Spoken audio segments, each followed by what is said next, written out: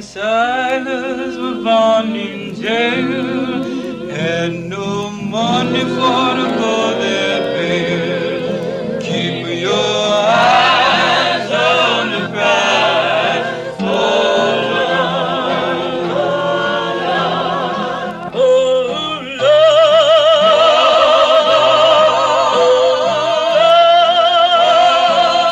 keep your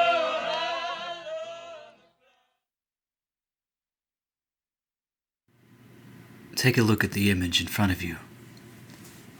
It's a person that you probably know quite well. You may have been celebrating the life and achievements of Dr. Martin Luther King Jr. since you were in kindergarten. There's a reason for it. If anyone deserves to be considered one of the shining lights of American history, I think it's Dr. King. One of the great pleasures I have in teaching the Civil Rights Unit is I get to hear from students about what Dr. King means to them and what they've learned. Some students are just bursting with information about him. Many have thought deeply about his message, and have even at a tender young age, they've even considered how they can be more peaceful, kinder. Those are words and ideas that were very important to Dr. King. Well, it saddens me that I'm not with you in person to hear your thoughts, to hear what you know, your prior knowledge. It's a regret I have of our current situation. I don't think that should stop you from sharing what you already know about Dr. King. I'd like you to take 2 minutes to either write something down, to find your brother or your sister or mother or father or somebody in your household, or even just to say out loud what you know about Dr. King, what you know about his actions, what you know about the march that he led in 1963. Take 2 minutes just to discuss Dr. King and celebrate and share what you know.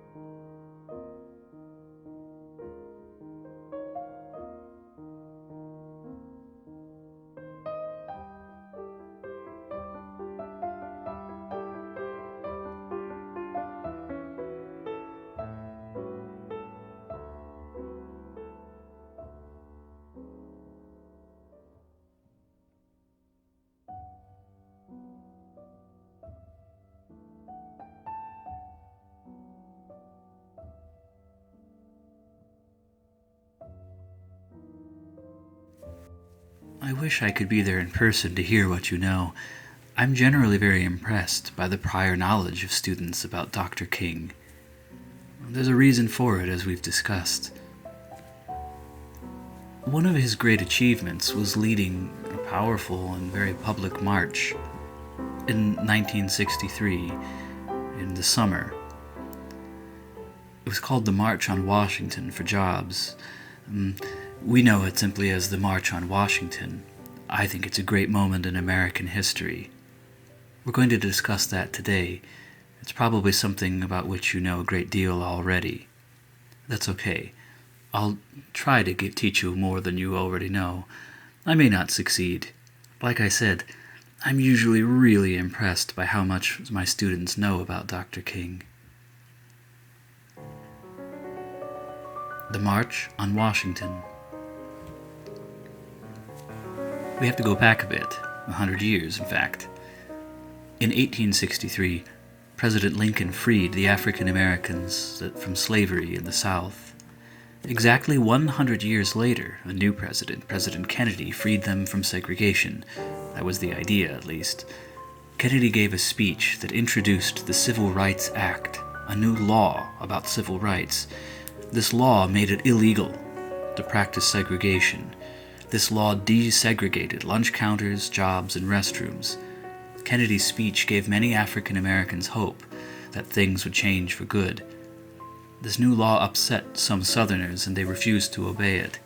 King kept holding protests in southern cities. He knew if he did not, segregation would continue. Who was this President Kennedy? We've actually crossed paths with several presidents other than Lincoln up to now. Take a look at John Kennedy and his dates. He lived from 1917 to 1963. You should notice something about this. It might take a few moments. I'll keep going, see if you catch on.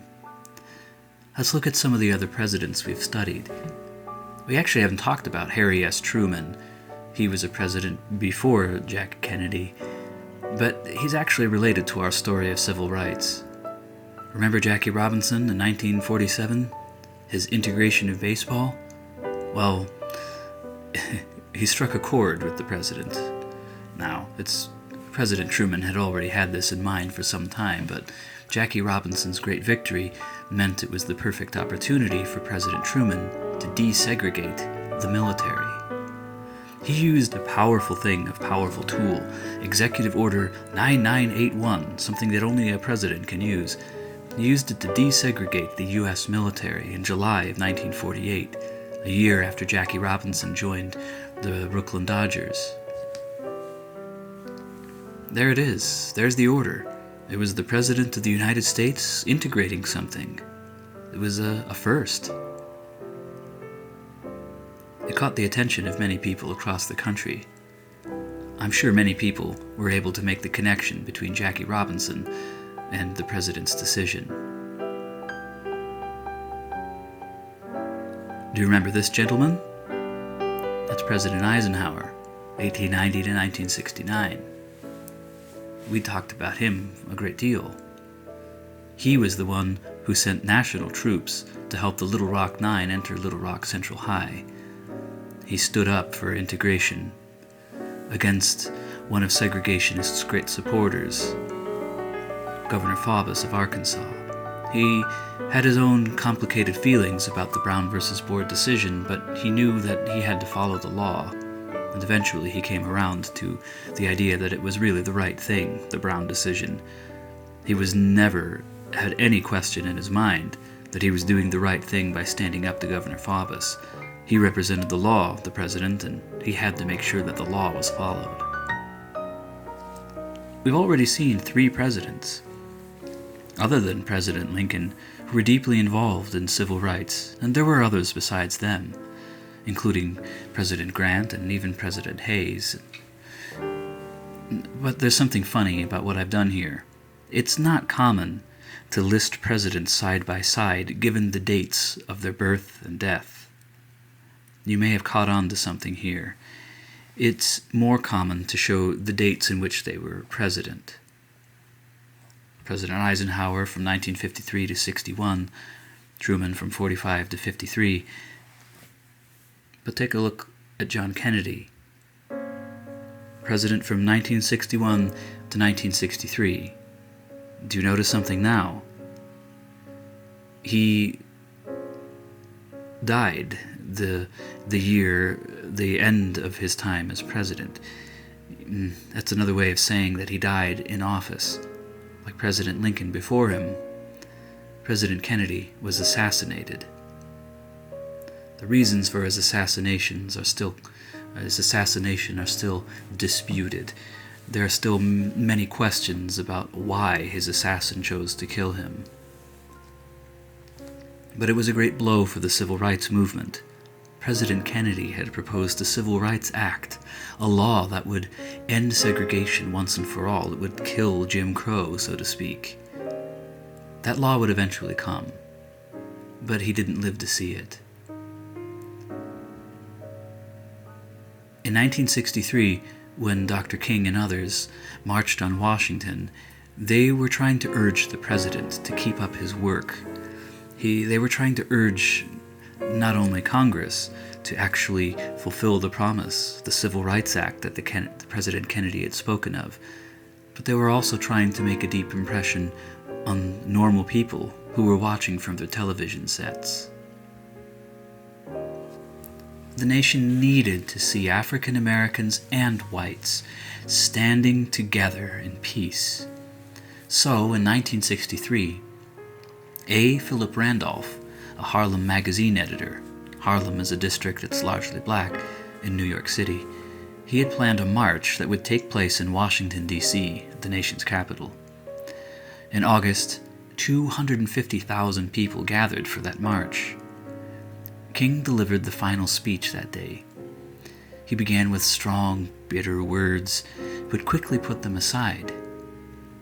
He could see that the crowd was not bitter, but joyful about this peaceful march. King delivered a moving speech, one that you've heard before, or at least parts of it. "I have a dream," he said, "that my 4 little children will one day live in a nation where they will not be judged by the color of their skin, but by the content of their character, what they're like on the inside." This peaceful march changed how the nation felt about the civil rights movement. A funny coincidence. It happened in 1963. It was a turning point in the civil rights movement. Does that ring a bell? 100 years earlier, almost 100 years to the day, it was off by a month, of course, the Civil War had its own turning point, Gettysburg. And that's where Lincoln delivered his famous words that the United States really was committed to ending slavery and promoting freedom. I don't think it's actually a coincidence. Mr. Randolph and Dr. King must have had Lincoln's speech and the anniversary or the celebration 100 years later in mind. What the nation needed to see was that the people protesting and acting for civil rights were doing so peacefully, and it wasn't just black folks. White folks and others were also joining in. They needed to see it because it was in one of the dark days, one of the dark hours of the civil rights movement. The hound dog of segregation was now more violent than ever. A man named Medgar Evers, for example, he had been murdered by the hound dog. One man who found hope in Kennedy's words for a civil rights act was a man named Medgar Evers, an African-American worker for the NAACP in Mississippi. He investigated crimes against African Americans, the same kind of crimes that the people who wrote to Jackie Robinson had in mind. Late one night, a white man shot him in the back, and he died. It took more than 30 years to bring this man to justice. This was a dark time, and Dr. King's solution was to bring together people, to bring them together in peace. You know a lot about Dr. King and what his message meant, and how it was to capture the imaginations of people across the country who saw that the protesters made sense, that they were peaceful, and many people recognized in the faces on the screen at the Washington March faces like their own. White folks were beginning to see that integration made sense, and others like them were also joining in the fight. They were inspired by Dr. King. There's so much more we could say about that march, but I want to take a different turn and tell you how I feel about Dr. King, why I feel the way I do about him. And to do so, we have to go back in time a bit.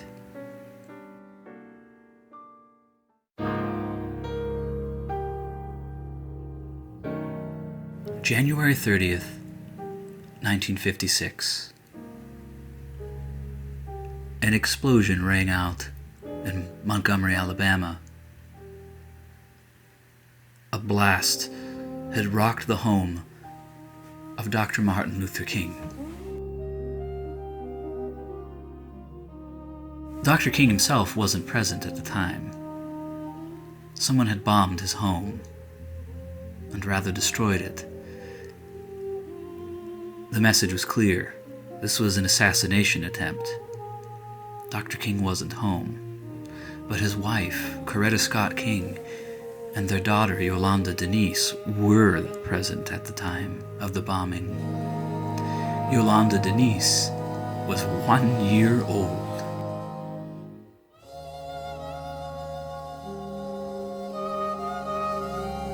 People had recognized Dr. King for his role in the Montgomery bus boycott. He was away at the moment. He was delivering a speech. He would change that speech. This is how he reacted to the attempt on his life, the attempt that nearly killed his wife and daughter. They were lucky to come out alive. This is what he told people at his church who were angry about the attack against him. If you have weapons, take them home. If you do not have them, please do not seek to get them. We cannot solve this problem through violence. We must meet violence with non-violence. We must love our white brothers, no matter what they do to us. We must make them know that we love them. We must meet hate with love.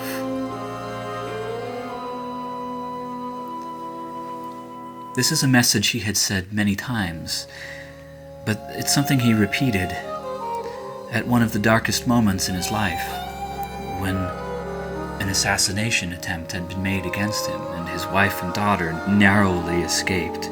Sadly, it wouldn't be the last assassination attempt on his life.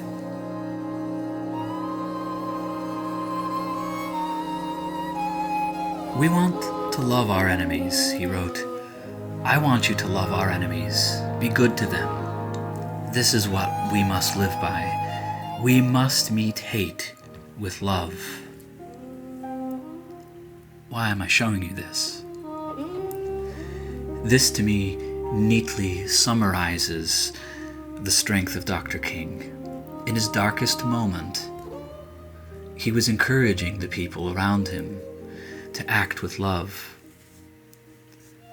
to meet hate with love. People wanted to take action. People in his community wanted to take action against the people who had tried to kill their leader. And he begged them, don't be violent. Don't take out weapons. Don't seek out weapons. If you have them, put them away. Don't look for new ones. This is no way to solve the problem. This is one of my favorite quotes of all time. When Dr. King spoke to the community in the moments following his assassination attempt in 1956, he was echoing words that he had written many times before. Earlier that year, he had written in one of his books, Strength to Love. I want to look at this quote with you. It's a challenging one, but it's something to live by. Returning hate for hate multiplies hate, adding deeper darkness to a night already devoid of stars. Darkness cannot drive out darkness. Only light can do that. Hate cannot drive out hate. Only love can do that. Hate multiplies hate, violence multiplies violence, and toughness multiplies toughness in a descending spiral of destruction. What was Dr. King saying? If we return hateful actions for hateful actions, if we respond to hate with hatred of our own, we're creating darkness, adding darkness to a world in 1963 that was devoid of stars. There were no lights in the sky. It was a sky without stars, he was saying, because darkness was consuming everything. There was no way out of it, he thought, that involved more hatred, more violence, more toughness. Love was the only solution. These were words that he spoke despite the beatings that he endured, despite the arrests, and despite the attempt on his life that nearly claimed the life of his wife and 1-year-old daughter. This is what I'd like you to do. I want you to celebrate this quote with me. It's an action that we do together every year in class. Sadly, we can't do it together in person, but I think we can do it over a great distance. I want you to copy out this quote on construction paper or any paper you can find. I want you to write it with love and with gusto and with pride. These are the words that I would like to represent how we are as a country. These are the words that I would hope one day will represent the United States and what we believe in. I want you to write it out, copy it out. It doesn't have to line up with the words as they appear here, but I would like you to copy it accurately. And make sure you attribute it to Dr. King. Give him credit, that means. But that's not all. I want you to think deeply about what this means, what this quote means to you. What does it mean? Hate multiplies hate. What is this like, a night devoid of stars, without stars? What do his words inspire in you? Maybe it's a scene of the night. Maybe it's a beautiful, restful cityscape, one in which love has prevailed or has come out on top. Maybe there are symbols in your life that represent love and kindness. I want you to fill the page, decorate it with the symbols. I want you to show the world what this means to you. I'll show you what mine has been. I do this every year. I copy it out dutifully, and I decorate it in a very simple way. Use whatever resources you have. If you have colors, use them. And then I want you to think about what you'll do with this. Will you put it on display? Is it something you'll frame or put on your wall? I keep this quote with me at all times. It's in my wallet. I have it neatly folded up. It's a reminder not only of Dr. King's words, but of a wonderful experience that I'm able to share with my students every year. We can still do that together this year. We'll just have to do it from a distance. I'd love to see you with your quotes, or to see your quotes. You should share them with me if you have time. Over the weekend, send me an image of what you've drawn and what you've written as you copy out this quote and decorate it. It breaks my heart a little that we can't be together in person to celebrate Dr. King and his legacy, his gift to the world. Each year around this time, I take great pleasure in taking time with my students to write out this marvelous quote and decorate the page with its meaning. Let me show you. I keep this in my wallet. It's quite ragged.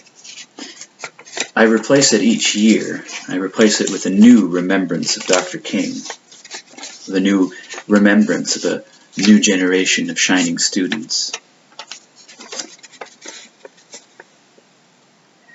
And of course, it falls apart over the year. It gets a lot of use. I keep it with me when I go about my life as a reminder of King's message. When someone has hurt my feelings, when someone has failed to apologize for a bad turn or an unkind act, I try to remember King's words.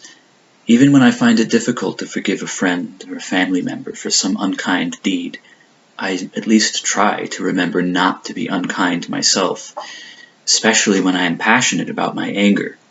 My anger will go away, or perhaps it won't. But at the very least, Dr. King reminds me not to deepen the darkness around me by acting on that anger. A night devoid of stars, a night without stars, without light. That's the picture Dr. King paints in our minds. If we reward unkind acts against us with unkind acts of our own, we only spread darkness into the world. If we multiply hate, we make it that much harder to shine, and to let others shine, and to drive out the darkness of the world, the darkness from our minds and hearts. These are words that I try to let guide my life. I don't always succeed. It's difficult to live up to the challenge given to us by King's words. I think we should try. Even after unspeakable acts against him, Martin Luther King never wavered. He never faltered or tipped in spreading his message of peace. King had been beaten, knocked unconscious, jailed, harassed, taunted, insulted throughout his career. Several times he escaped attempts on his own life, and eventually an assassin's bullet would succeed in killing him. When When I think about this, I realize I've never had to endure anything like what Dr. King went through. Neither you nor I will. We owe that to the achievements of leaders like Martin Luther King. The world is brighter for their efforts. Stars have returned to the sky because of their work. And yet, I think we can still try to live by his words, even if we haven't experienced the same challenges that he describes. And I'm asking you to take some time to reflect on it, to show what his words mean to you. Maybe this quote brings to mind a picture of peace, of people coming together.